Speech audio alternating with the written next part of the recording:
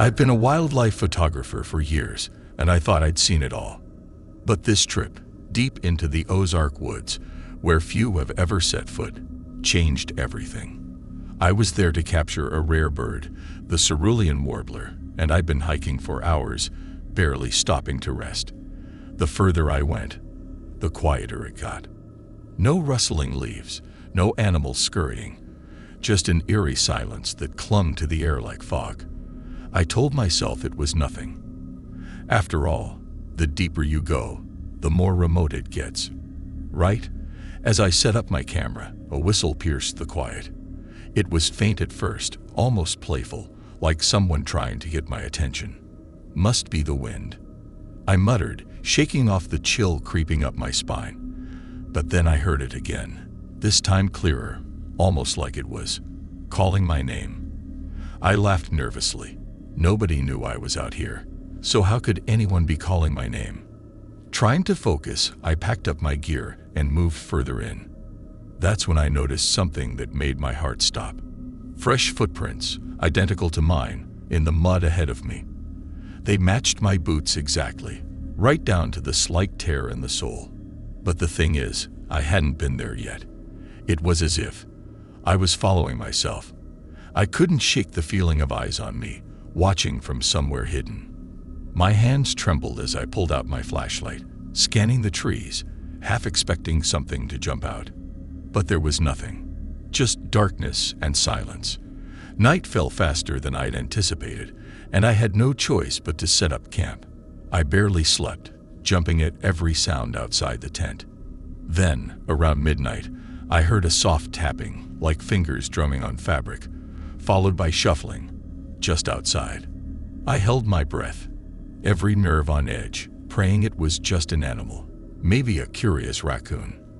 But then the tapping stopped, replaced by a low whisper, my name, over and over, like it was being chanted by 100 voices just out of sight. The air in the tent felt suffocating, thick with fear.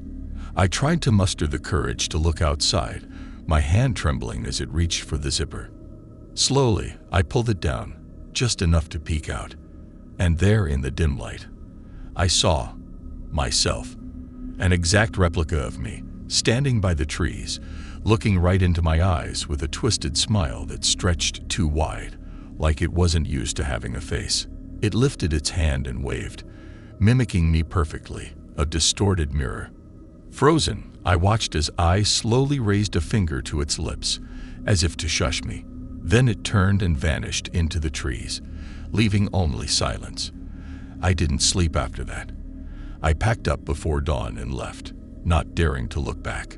To this day, I can still hear that whistle sometimes, calling my name, haunting me even in the safety of my own home.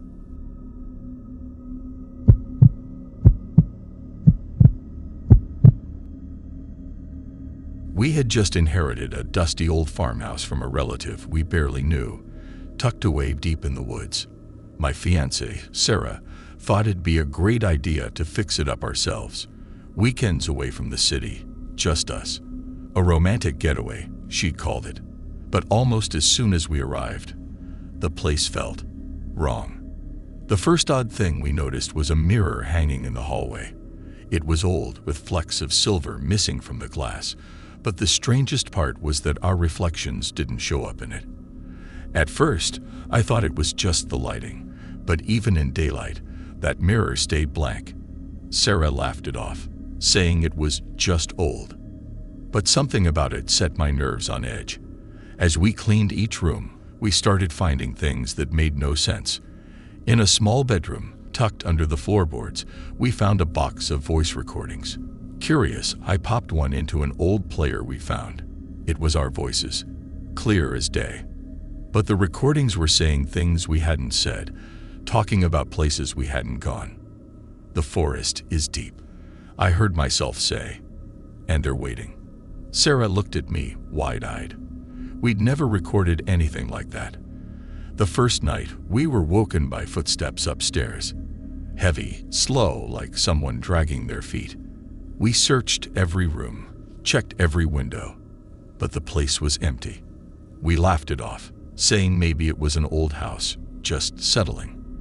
But deep down, I knew that wasn't true. It sounded too much like footsteps, too purposeful. As the days went on, things got stranger. We'd find footprints leading down the hall to doors that we'd locked. When we'd open the doors, there'd be no one there, just the faint scent of damp earth. At night, the footsteps grew louder, closer, until it felt like they were just outside our bedroom door. We'd huddle in bed, barely breathing, hoping it would stop. The worst was the last night. I was outside, getting firewood, when I saw Sarah standing in the window, looking at me. I waved, but she didn't move. Her expression was blank, empty, like she didn't even recognize me. I turned to go inside, calling her name, but as I opened the door, Sarah was standing right there in the hallway. She hadn't been near the window. She looked as confused as I felt. Panic rose in my chest. "I just saw you, upstairs," I stammered, but she shook her head, eyes wide with fear. That night, we couldn't sleep. The footsteps echoed through the walls, seeming to come from everywhere and nowhere at once. Around 3 a.m., there was a soft knock on the door, and we froze. I didn't want to open it, but something told me we had to. When I opened the door, I found myself staring back at us. Two distorted versions, like something was trying to mimic us but couldn't quite get it right. Their eyes were too wide, their mouths too long. They just stared, unblinking, until finally they whispered, "Get out." We didn't wait to see what would happen next. We grabbed what we could and left, never looking back.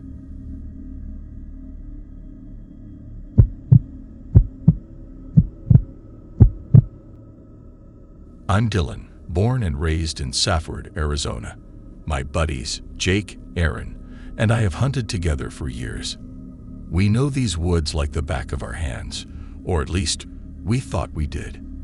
The hills around Safford can be eerie, but nothing had ever prepared us for what happened last winter.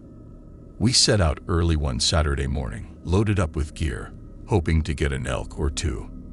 By noon, we'd split up to cover more ground. I was making my way up a rocky incline, taking my time, feeling good. But then I saw Jake waving from a clearing a few hundred yards away. I waved back and kept moving. Nothing weird, until I saw Jake again, maybe 50 feet to my right, crouching low and watching me. The same wave, same clothes, down to the bright orange beanie. I shouted, "Jake, thought you were over there." No response, just the slow, familiar wave. His eyes narrowed in my direction, and when I raised my rifle's scope to get a closer look, he was gone. I pushed the strange sighting aside, figuring I'd imagined it, but that was just the start. By evening, Aaron radioed, saying he'd spotted a figure, crouched, dressed exactly like him, watching from a distance. He sounded shaken, and Aaron isn't the type to get spooked easily. Jake, now at my side, went pale. "I saw the same thing," he said, voice barely a whisper. The air got heavier as the sun dipped below the trees. We regrouped, but something felt wrong. It was like the forest was closing in on us, shadows stretching and twisting as if they were alive. Then it happened again.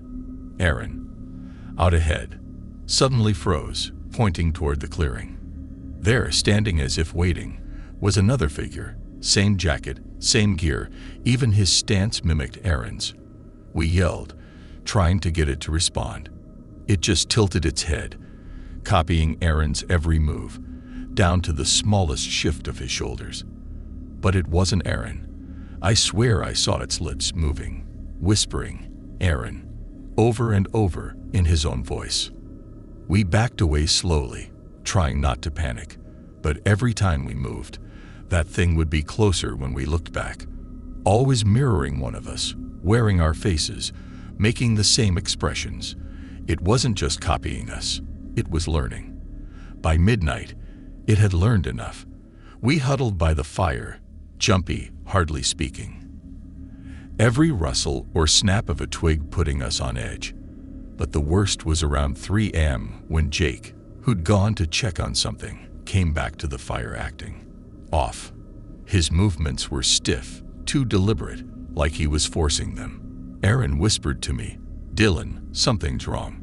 Jake isn't blinking. Jake stared, his mouth stretching into an unnatural smile. Eyes wide, too wide.